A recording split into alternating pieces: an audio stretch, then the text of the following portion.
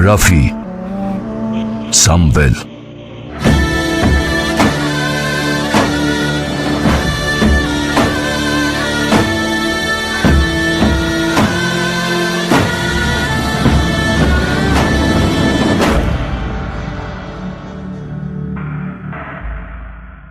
Երկու չարյաց փոքրագույնը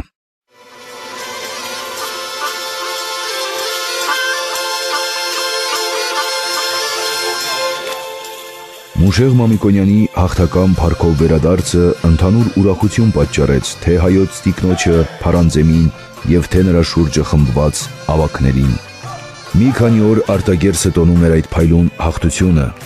Տիկնոջը հաճելի չթվեցավ միայն Շապուհի կանանոցը վերադարձնելը, այնուամենայնիվ թաքցնելով յուր խորին դժկամությունը, հենց առաջին րոպեում, երբ սպարապետը ներկայացավ նրան, նա գրկեց և համբուրեց յուր քաջ հերոսի արժանի ճակատը։ Թշնամուց հափշտակած ավարը տիկինը հրամայեց բաժանել այն զինվորներին, որոնք մասնակցել էին այդ կռվի մեջ։ Ինքը ընդունեց միայն իբրև թանկագին պարգև Մուշեղի բերած 600 պարսիկ ազնվականների պաճուճապատները, որոնց մի մասը դրեց արտագեստի աշտարակների բարձրության վրա, իսկ մյուս մասով հրամայեց նա զարդարել սպարապետի տան ճակատը։ Այդ օրերում սպարապետը խիստ հազիվ անգամ յուր տանից դուրս էր գալիս բազմության ուրախաձայն խնդակցությանը չհանդիպելու համար, որը սաստիկ ազդում էր նրա ամփարասեր համեստության վրա։ Ազատանի կանայք և օրիորդներ խումբերով այցելում էին նրա տիկնոջը և աչքալուսանք էին տալիս, քահանան խաչը ձեռին հայտնվում էր և օրհնության մաղթանք էր կարդում։ Այդ բոլորի մեջ ամեն ինչ ուրախալի էր, ամեն ինչ վերին աստիճանի գոհացուցիչ էր, միայն Մուշեղի և Սահակ Պարթևի մեջ տեղի ունեցած հակառակությունը Շապուհի կանանց վերաբերությամբ ոչ սակավ հոգսեր պատճառեց հայոց թագուհուն։ Նրա համար խիստ ծանր էր գործերի դեռ բոլորովին խառն դրության ժամանակ հայոց այդ երկու նշանավոր տոհմերի ներկայացուցիչներին միմյանց հետ անհաշտ հարաբերությունների մեջ տեսնել։ Նա մտածեց հաշտեցնել նրանց, բայց ի նկատի առնելով երկուսի անողոք համառությունն ևս, այդ միտքը թողեց մի ավելի հարմար ժամանակի։ Որքան Մուշեղը Շապուհի կանանցը վերադարձնելով շատերին տհաճություն պատճառեց, այնքան որ Միզդուխտին գերի վերառնելով մասամբ մեղմացրեց այդ տհաճությունը։ Թագուհին որոշեց նրա բնակության համար առանձին բաժին արքայական ապարանքում և պահում էր խիստ հսկողության ներքո, թեև այնտեղ նրա կացության համար ամեն արժանավայել բավականություններ պակաս չէին։ Ոչ սակավ ուրախություն պատճառեց թագուհուն յուր եղբայրների և մյուս ազնվականների ազատությունը, որոնց գերի էր տարել Շապուհը Զարեհավանի կոտորածից հետո և որոնք Մուշեղի հաղթությամբ փրկություն գտան։ Այդ գերիների թվում կային շատ իշխանազն կանայք, օրիորդներ, պատանիներ, որոնց պետք է վարեին Պարսկաստան։ Մի քանի շաբաթ անցել էր այն օրից, որ Մուշեղը հաղթական փառքով մտավ արտագերծի ամրոցը։ Գիշեր էր, բերդի մեջ ամենքը քնած էին, ամեն շարժում դադարել էր, անքուն էր միայն բերդի թագուհին Փարանձեմը։ Արքայական ապարանքի սենյակներից մեկում միայնակ նստած էր նա, իսկ նրա մոտ խորին մտախոհության մեջ կանգնած էր Մուշեղ Մամիկոնյանը։ Սպարապետի այրական դեմքը այս գիշեր չէր ցույց տալիս այն սովորական զվարթությունը, որ հատուկ էր նրա զինվորական ամուր բնավորությանը։ Մտախոհ էր և թագուհին, նա գտնվում էր յուր գիշերային զգեստի մեջ, որ յուր պարզությամբ մի առանձին վայելչություն էր ընծայում նրա շնորհալի իրանին։ Գլուխը հերարձակ էր առանց որևէ զարդի, հոլանի բազուկները միայն կրում էին մի զույգ ոսկե ապարանջաններ, որոնց ուրախ փայլը ամենևին չէր համապատասխանում տիկնոջ մռայլված դեմքին։ Պղնձյա բարձր աշտարակի վրա վառվում էր արծաթյա ճրագը և տարածում էր յուր շուրջը խիստ թախծալի լուսավորություն։ Թախծալի էր և թագուհին, որը երբեմն վեր էր առնում մի բաց նամակ, նայում էր և կրկին դնում էր յուր բազմոցի վրա, թեև մի քանի անգամ կարդացել էր այդ նամակը, որ նոր էր ստացել Բյուզանդիայից։ Մեր գործերի այժմյան խառն դրության մեջ, բյուզանդական կայսրության մեջ կատարված այդ փոփոխությունները ևս բավական նպաստավոր եմ համարում մեզ համար, Մուշեղ, դարձավ նա դեպի սպարապետը։ Անիծյալ Վաղեսը մեռել է իրան արժանի չարամահ վախճանով, նրա տեղը այժմ կայսր է դարձել Արաքինի Թեոդոսը։ Ես տարակույս չունեմ, որ նա մեզ հետ լավ հարաբերություններ կսկսե։ Ես նույնպես տարակույս չունեմ, պատասխանեց սպարապետը անվճարական ձայնով։ Թագուհին շարունակեց. «Մեզ հարկավոր է հռովմեական դաշնակցությունը, Մուշեղ, մենք մեր սեփական ուժերով իրավ է պաշտպանվել կարող ենք, բայց մեր երկիրը թշնամուց իսպառ մաքրել հազիվ թե։ Մենք կարոտ ենք դրսի ուժերի և մի լավ դաշնակցի։ Բայց գիտես, տիկին, որքան թանկ է նստում մեզ հռովմեական դաշնակցությունը։ Գիտեմ, բայց ես ընտրում եմ երկու չարիած փոքրագույնը։ Մեր հարաբերությունները Պարսից հետ այն աստիճան թշնամական կերպարանք են ստացել, որ ես ամենևին հույս չունեմ, թե այսուհետև մեր և Շապուհի մեջ որևէ հաշտություն կկայանա, ինչպես հույս չունեմ, որ նա իմ ամուսնին կվերադարձնե անուշ բերդի աքսորանքից։ Մյուս կողմից իմ որդին գտնվում է Բյուզանդիայում, կայսրի մոտ, նրան պետք է բերել և ես ցանկանում եմ, որ նա գա և հոր փոխարեն թագավոր դառնա։ Առանց թագավորի Հայաստանը դանդաղկոտությամբ է շարժվում, ինչպես մարմինը առանց գլխի, իսկ նրան բերել և յուր հոր գահը նստեցնել,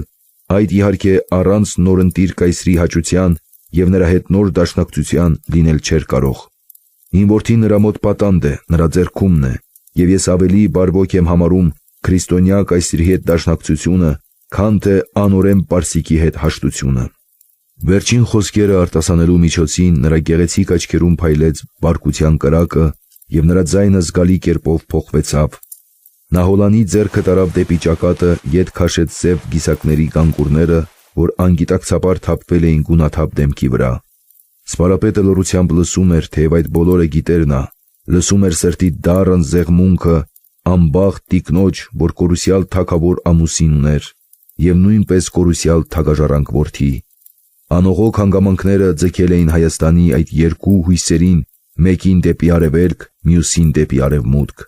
Թագավորը աքսորված էր Խուժաստանի անուշ բերդում, իսկ թագաժառանգը պահված էր Բյուզանդիայի հռովմեական արքունիքում։ Նստիր, Մուշեղ, դարձավ նա դեպի սպարապետը։ Ես երկար պետք է խոսեմ քեզ հետ։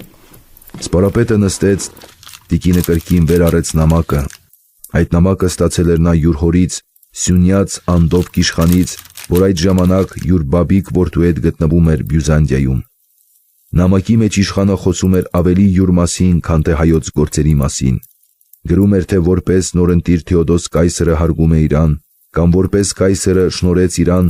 Պատրկաց Պատրիկի բարձր աստիճանը։ Նկարագրում էր յուր որդի բաբիկի քաջագործությունները կրկեսների մրցույթների մեջ, մեծ ուրախությամբ ավելացնելով, որ թե կայսրը և թե յուր ավականին բոլորովին հիացած են նրա ճարպկություններով։ Նախագուշակում էր որդու համար փայլուն առաջադիմություններ հռովմեացոց ծառայության մեջ և այլն։ Ինչպես երևում է, հայրս այդ նամակը շատ շտապով է գրել, նկատեց տիկինը, ոչինչ չէ գրում Ներսեսի մասին, արդյոք վերադարձել է նա աքսորից, թե տակավին աքսորանքի մեջ է գտնվում։ Տիկնոջ տարակուսանքը հայոց քահանայապետ Ներսես մեծի մասին էր։ Ես կարծում եմ, որ նորընտիր կայսրը նրան չի թողնի աքսորանքի մեջ, ասաց սպարապետը։ Թեոդոսը հայտնի է որպես մի բարեպաշտ մարդ, նա անպատճառ վաղեսի աքսորած բոլոր հոգևորականներին կազատե իրանց դատապարտությունից։ Հարկավ նրանց հետ և Ներսեսը ազատված կլինի։ Ես էլ նույն կարծիքին եմ, ասաց տիկինը խորին համոզմունքով, մանավանդ որ Թեոդոսը առաջուց ճանաչում է Ներսեսին և սաստիկ հարգում է նրան։ Բոլոր պարագաները նպաստավոր են, Մուշեղ, հայրս այնտեղ է և մեծ փառք է վայելում կայսրի մոտ, եղբայրս այնտեղ է և մեծ հռչակ է ստացել։ Այնտեղ է և Ներսեսը, որ վայելում է կայսրի առանձին համակրությունը։ Դու պետք է գնաս Բյուզանդիա, Մուշեղ։ Դու պետք է տանես իմ խնդակցության նամակը կայսրին, նրա գահակալության համար, և այնտեղ իմ հոր և Ներսեսի հետ պետք է միջնորդես, որ իմ որդուն ուղարկե հայոց թափուր մնացած գահը ժառանգելու։ Ես կգնամ, տիկին, և մեծ հույս ունեմ, որ ինձ կհաջողվի ի կատարածել քո սրտակին բաղձանքները, բայց ինձ անհանգստացնում է այն միտքը, թե ինչ կլինի իմ բացակայության ժամանակ։ Սպարապետի հարցմունքը զգալի կերպով վիրավորեց տիկնոջ ինքնասիրությունը, և նա բավական գրգռված ձայնով պատասխանեց. Դու կարծում ես, Մուշեղ, որ քո բացակայության ժամանակ ես չպիտի կարողանամ պահպանել հայոց երկիրը։ Ես այդ չեմ կարծում, ասաց սպարապետը սառն կերպով։ Ես մեծ հավատ ունեմ քո խելքի և քո քաջասրտության վրա, տիկին, բայց մի քանի նոր հանգամանքներ, որոնք երևի քեզ հայտնի չեն, պետք է սաստիկ դժվարացնեն մեր աշխարհի գործերը։ որ Միզդուխտի մեր ձեռքը գերի ընկնելուց հետո մեր ուժանի կատաղությունը անցել է ամեն չափից։ Ես հաստատ տեղեկություններ ունեմ, որ նա չբավականանալով յուր հրամանի ներքո գտնված պարսկական նշանավոր ուժերով աշխատել է յուր կողմը ձգել Աղվանից Ուրնայր արքային և Լեկած Շերգիլ արքային։ Պարսիկ զորքերը յուր ձեռքում ունենալուց հետո, երբ նա կմիանա այդ երկու կիսավայրենի թագավորների հետ, կարող է այնուհետև շատ վնասներ հասցնել մեր աշխարհին։ Հեռավոր թշնամին, որպիսին է Պարսիկը, այնքան վտանգավոր չէ կարող լինել, որքան դրացին, իսկ աղվանները և լեկերը մեր ամենամերձավոր դրացիներն են։ Եթե ուրիշ ոչինչ գրավիչ պատճառներ ևս չունենան նրանք, ավարարության և հափշտակասիրության փափակը բավական է, որ հրապուրե այդ գազանաբարո լեռնականներին հեղեղելու մեր երկրի սահմանները։ Տիկնոջ գեղեցիկ աչքերը դարձյալ վառվեցան բարկության բոցով, նա պատասխանեց սպառնալի ձայնով. «Եթե մեր ուժանը կհամարձակվի մի այդպիսի անիրավ քայլ անել, ես իսկույն որ Միզդուխտին կախ կտամ արտագերսի պարիսպներից։ Դրանով տիկին դու ավելի կկատաղեցնես նրան, որ Միզդուխտին ընդհակառակն պետք է կենդանի պահել մեր ուժանին միշտ այն երկյուղի մեջ պահելու համար, որ եթե նա չչափավորե յուր վայրակությունը, անպատճառ յուր սիրած օրիորդի կյանքը վտանգի կենթարկե»։ Տիկինը ոչինչ չպատասխանեց, նա սաստիկ զայրանում էր, երբ նրա հետ վիճաբանում էին, իսկ այժմ թաքցնելով յուր վրդովմունքը, մի քանի րոպե լուռ նայում էր արծաթյա ճրագի վրա, կարծես նրա մռայլ լուսավորության մեջն էր որոնում յուր մռայլված և խառնաշփոթ մտածությունների պարզվիլը։ Նա մտածեց փոքր-ինչ զգալ տալ սպարապետին, որ նա շրջապատող հանգամանքների բոլոր կողմերը ճշտիվ կշռել չգիտե, և թե կատարվում են խիստ նշանավոր անցքեր, որոնց մասին տեղեկություն չունի, թեև իբրև պետական ամենաբարձր անձնավորություն պետք է նա ամենից առաջ գիտենար։ Ես մեր ուժանի կովկասյան լեռնաբնակների և Աղվանից ավազակների հետ միանալուց մեզ համար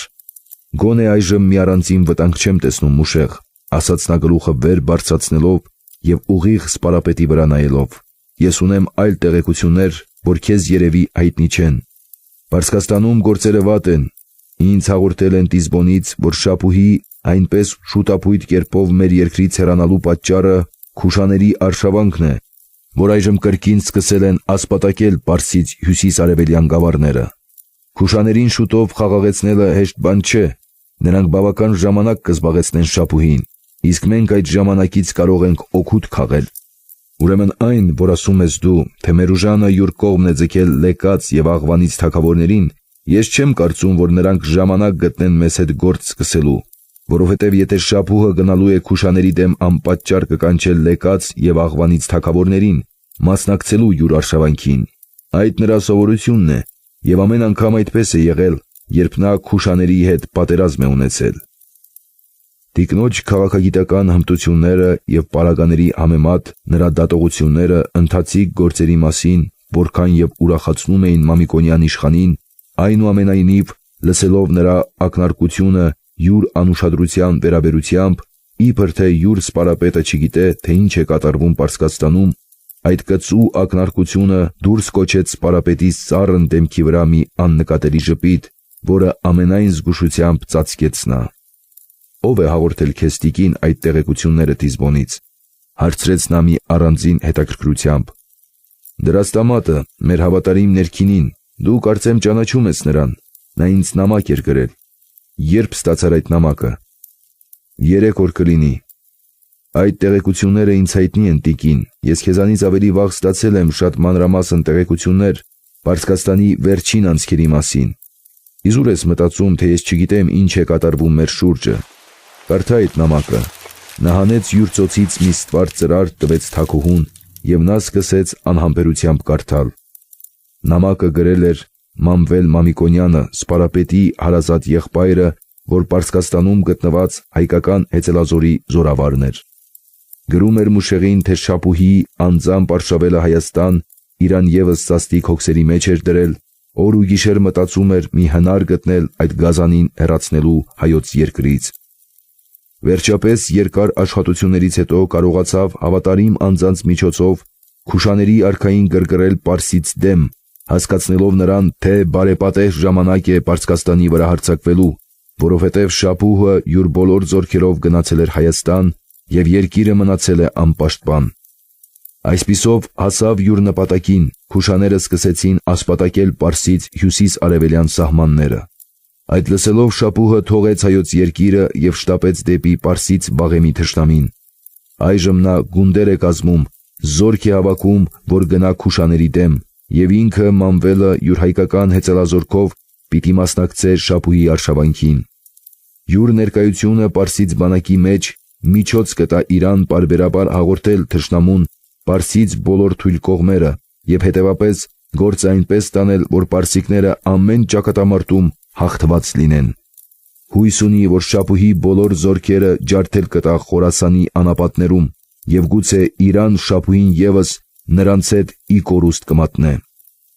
Նամակի վերջում ավելացնում էր, թե ինքը ամեն հնար գործ կդնե, որքան կարելի է երկարաձգել պատերազմը, որպեսզի շապուհը այդ կռիվներում զբաղված լինի, իսկ Հայաստանում ժամանակ գտնեն իրենց գործերը կարգի դնելու։ Հետո շնորհակալություն էր հայտնում յուր եղբորը Մուշեղին գրելով. «Հայոց տառապանքները, որքան քեզ, նույնքան և ինձ համար ցավալի էին, սիրելի եղբայր։ Գովում եմ քո սրամտությունը, միևնույն ժամանակ և քո էրատեսությունը, որ այդ խորհուրդը տվեցիր ինձ։ Ուրիշ ավելի նպատակահարմար միջոց չէր կարելի գտնել շապուհի ներգործությունը, գոնե առժամանակ հեռացնելու մեր աշխարհից, քան թե այդ, որ բոլորովին պիտի կլանե թե նրա ժամանակը և թե նրա ուժերը։ Շնորհակալ եմ Մուշեղ, այդ միտքը քեզ է պատկանում»։ «Ուրեմն դու ես տվել Մանվելին այդ միտքը», հարցրեց տիկինը նամակը կարդալուց հետո։ «Այո, ես եմ տվել», պատասխանեց սպարապետը ցած ձայնով։ «Երբ»։ «Հենց այն ժամանակ, երբ շապուհը յուր զորքերի բազմությամբ ոտք դրեց մեր հողի վրա»։ «Ինչու մինչև այսօր չես հայտնել ինձ»։ «Դու գիտես, տիկին, որ ես սովորություն չունեմ դեռ չկատարած գործերից մասին կանխապես խոսել։ Ես սպասում էի տեսնել, թե ինչ արդյունք կունենա իմ հղացած խորհուրդը»։ «Արդյունքը անհամեմատ գեղեցիկ է, Մուշեղ», պատասխանեց տիկինը, և նրա թախծալի դեմքը փայլեց անսահման ուրախությամբ։ «Մի ավելի, քան թե այդ նպատակահարմար արդյունք, ավելորդ կլիներ պահանջել, թե քո Մուշեղ և թե քո քաջ եղբոր Մանվելի ջանքերը ամենայն գովության արժանի են»։ Սպարապետը համեստությամբ գլուխ խոնարհեցրեց, չէր նայում ոգևորված տիկնոջ վրա, որ այդ րոպեում հրճվում էր խորին, սրտապարար երջանկության մեջ։ Դժբախտ եղավ նա որպես ամուսին, դժբախտ եղավ նա որպես մայր։ Դեռ պատանեկության հասակում սիրելի որդուն բաժանեցին նրանից և իբրև պատանդ տարան բյուզանդական արքունիքը։ Իսկ այժմ բախտավոր էր համարում իրան որպես թագուհի, որպես մի տառապյալ երկրի տեր և իշխան, որի մոտալուտ փրկությունը ուրախացնում էր նրան։ «Ես այժմ կատարյալ մխիթարված եմ համարում ինձ, սիրելի Մուշեղ», դարձավ նա դեպի սպարապետը զգացված ձայնով։ «Ես այժմ բոլորովին հավատում եմ, որ հայոց աշխարհը անտեր չէ։ Բախտավոր է այն աշխարհը, երբ ձեզ նման զավակներ ունի։ Քո այդ հաղթությունը, սիրելի Մուշեղ, ես ավելի գերազանց եմ համարում այն փայլուն հաղթությունից, որ դու մի քանի շաբաթ առաջ կատարեցիր Թավրեզի պարիսպների մոտ։ Նասսերի և Բասկի հաղթություն էր, իսկ դա խելքի և ռազմական հնարագիտության հաղթություն։ Դու առանց զենքի հեռացրիր վայրագ թշնամուն մեր երկրից, նրա դեմ մի այլ թշնամի դուրս բերելով։ Եվ մենք նրա բացակայությունից պետք է օգուտ քաղենք, պետք է շտապենք շուտով կարգի դնել մեր գործերը։ Պարագաները զարմանալի կերպով ներդաշնակում են միմյանց հետ, և ես ամենակարողի աչքն եմ տեսնում այդ բոլորի մեջ։ Նույն ժամանակ, երբ Պարսկաստանում շապուհը զբաղվում է քուշաների պատերազմով, բյուզանդական կայսրության մեջ մեռնում է անիծյալ Վաղեսը, և մենք միաժամանակ ազատվում ենք մեր երկու անիրավ թշնամիներից։ Հանգամանքները ավելի ևս նպաստում են մեզ, և Աղեստի փոխարեն կայսր է դառնում մեր բարեկամ Թեոդոսը, որի հետ մենք կարող ենք ամեն տեսակ համաձայնություն կայացնել։ Կրկնում եմ, սիրելի Մուշեղ, պետք է օգուտ քաղել այդ բարեհաճող հանգամանքներից։ Ամեն րոպե թանկ է մեզ համար։ Դու պետք է գնաս Բյուզանդիա և պետք է աշխատես որքան կարելի է շուտով գնալ։ Սպարապետը դեռ գլուխը խոնարհեցրած լուռ մտածության մեջ էր, տիկինը շարունակեց. «Դու պետք է գնաս որդուս բերելու։ Այժմ իմ նախարարները բոլորովին տարակուսյալ դրության մեջ են։ Ոմանք վհատությունից փախան դեպի զանազան կողմեր, ոմանք անցան Պարսից կողմը,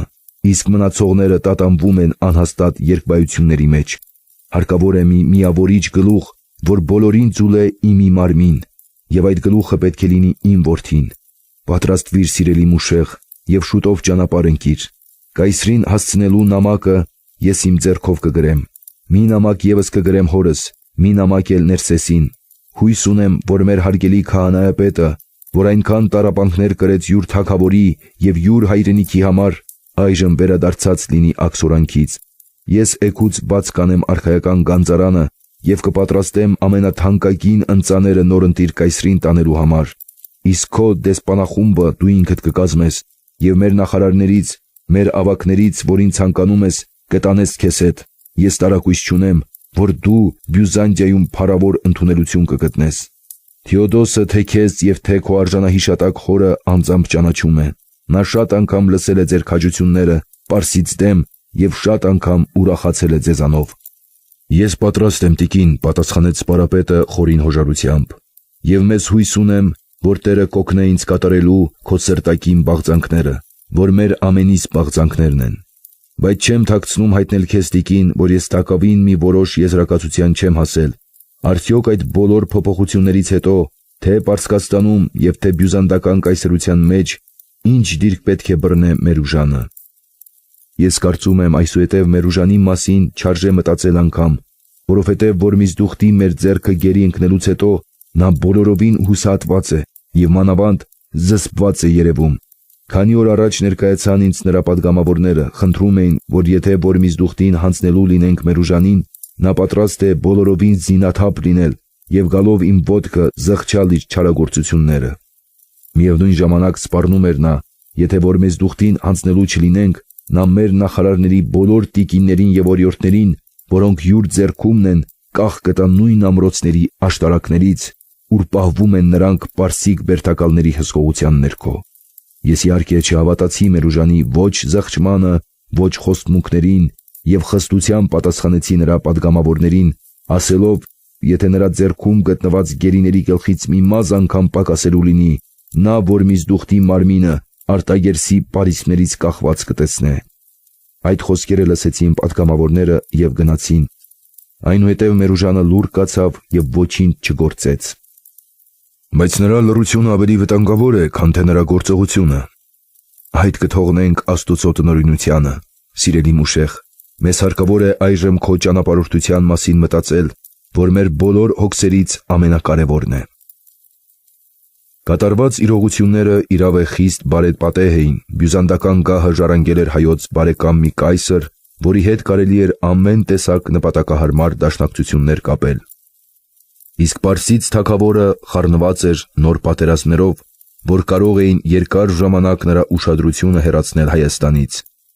Բայց Հայաստանում տակավին բույն էր դրել ընտանի օձը, Մերուժանը, որի գլուխը պետք էր ջախջախել, որպեսզի երկիրը կատարյալ խաղաղություն ստանար։ Այդ միտքն էր, որ անհանգստացնում էր մուշեղին։ Թավրեզի հաղթությունից հետո նա դիտավորություն ուներ հարձակվել Մերուժանի վրա եւ մինչդեռ այդ արշավանքի ծրագրի մասին էր խորում, հանկարծ թագուհին առաջարկում էր նրան գնալ Բյուզանդիա։ Նրան խիստ ծանր էր ներքին թշնամին տան մեջ թողնելով հեռանալ տնից։ Մերուժանը հեշտ կերպով ընկճվող մարդիկներից չէր, թե նրա քաջության եւ թե հաստատամտության մասին մեծ համարում ուներ սպարապետը։ Այդ էր պատճառը, որ յուր բացակայության ժամանակ նրա արչև դնելու համար մի հավասարակշռող մարդ չէր գտնում սպարապետը։ Նա ուներ արդարև հայոց իշխաններից շատ քաջ եւ անձնանվեր պատերազմողներ, բայց նրան պակաս էին այնպիսիները, որ արծրունյաց հնարագետ իշխանի ռազմական ճարպկություններն ունենային։ Սամվելին դեռ շատ անփորձ էր համարում նա։ Այդ ոգելից երիտասարդին սիրում էր նա որպես մի ազնիվ փափկասիր թերոս, որի մեջ արիական ջերմության հետ միացած էր քնքուշ զգացմունքների կրակը։ Նա կարող էր լավ զորապետ լինել, բայց չէր կարող լավ զորավար լինել։ Ուրիշ ոչ ոքի վրա վստահություն չուներ նա, ուրեմն ով պետք է պահպաներ երկիրը, ով պետք է մաքարեր ներքին թշնամու հետ։ Այդ հոգսերը նրա բացակայության միջոցում յուր վրա էր առնում հայոց թագուհին, բայց միթե կարելի էր հավատալ այդ կրքերով լի կնոջը, որի մեջ ամեն հատկություններ անզուսպ ծայրահեղության էին հասնում։ Նրա մեծամտությունը եւ վերին աստիճանի ինքնավստահությունը կարող էին շատ բան փչացնել, Նա ընդդեմ չէր Բյուզանդիա գնալու խորհրդին, բայց ցանկանում էր, որ յուր երթը կատարվի երկիրը թշնամուց բոլորովին մաքրելուց հետո, որպեսզի հայոց թագաժառանգը գալուց հետո նոր խռովությունների չհանդիպի, եւ նրա կարծիքով, քանի դեռ Մերուժանը կենդանի էր, այդ խռովությունները չէին պակասի, որովհետև Պարսից արքայից արքան նրան խոստացել էր հայոց գահը։ Դեռ այդ տխուր տարակուսանքների մեջ էր Սպարապետը, երբ նա, թեև ակամա, հանձն առեց Թաքուի առաջարկությունը եւ վեր կացավ։ Թաքուին խորին գոհունակությամբ մեկնեց նրան յուր աջը, որը երկու ձեռքով բռնեց նա, նախ սեղմեց յուր շրթունքներին եւ ապա տարավ դեպի ճակատը։ Դա մի մեծ շնոր էր տիկնոջ կողմից դեպի յուր հավատարիմ եւ անձնանվեր Սպարապետը։ Դու առավոտյան դարձյալ կգաս ինձ մոտ, հարցրեց նա մի առանձին սիրելիությամբ։ Կգամ տիկին, պատասխանեց Սպարապետը։ Մենք բոլորովին չվերջացրինք մեր խոսակցությունը։ Մնում է միայն խոսել այն բանի վրա, թե ինչ կարգադրություններ պետք է լինեն քո գնալուց հետո, այդ կխոսենք առավոտյան։ Սպարապետը գլուխ տվեց եւ դուրս եկավ սենյակից, պալատական սպասավորները առաջնորդեցին նրան մինչև ապարանքի դուռը, ուր պահել էին նրա ձին եւ սպասում էին նրա ծառաները։ Նա նստեց եւ ծառաները ետ ու առաջ ընկած սկսեցին տանել նրան դեպի յուր բնակարանը։ Երկու լապտերներ լուսավորում էին նրա ուղին եւ լուռ մտախոհության մեջ անցնում էր նա ամրոցի խորթուբորդ փողոցներով, որ ընկղմված էին գիշերային խորին մթության մեջ։ Ոչ ոք չէր երևում, բացի անքուն պահակներից, որ երբեմն խումբերով անցնում էին նրա մոտով եւ ի պատիվ իրանց նիզակները բարձրացնելով գնում էին դեպի զանազան կողմեր։ Իբրև Սպարապետ, իբրև երկրի ապահովության հոգաբարձու նվիրված էր նա հայոց աշխարհին յուր հոգու բոլոր զորությամբ, բայց միևնույն ժամանակ նա ընտանիքի խիստ գթառատ հայր էր։ Արտագեց ամրոցումն էին նրա սիրելի զավակները եւ նրա սիրելի կինը, ում կարող էր հանձնել նրանց մի այնպիսի խռովալի ժամանակում, երբ արտագերսը դրած էր մի սոսկալի հրաբուխի վրա, որ ամեն րոպե կարող էր բորբոքվել։ Այդ բերդին էին ապավինած եւ հարյուրավոր իշխանազն ընտանիքներ։ Այդ բերդին էր ապավինած եւ ինքը հայոց Թաքուին։ Ապագան նրան խիստ մթին գույներով էր երևում եւ նրա զգայուն սիրտը ալեկոծվում էր նույնպես մթին տարակուսանքներով։ Այդ մտատանջությունների մեջ հասավ նա յուր բնակարանը, ցած իջավ ձիուց եւ ներս մտավ։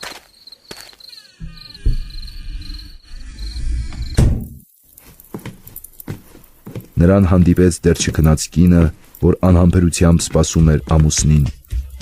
Ինչու այդքան ուշացար, հարցրեց նա ուրախությամբ ընդառաջվազելով։ Դու գիտես, սիրելիս, երբ մարդ փարանձեմի ձեռքն է ընկնում, հեշտությամբ չէ կարող ազատվել, պատասխանեց Սպարապետը գրկելով նրան։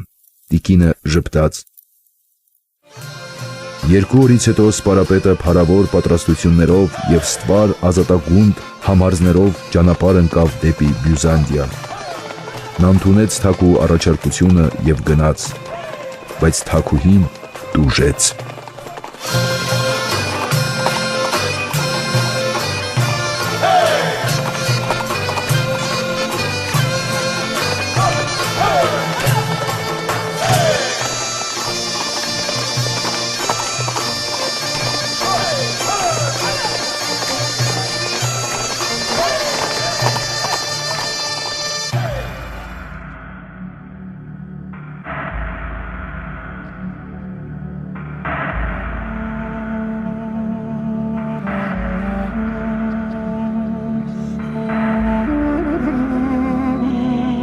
Հրաֆի Սամվել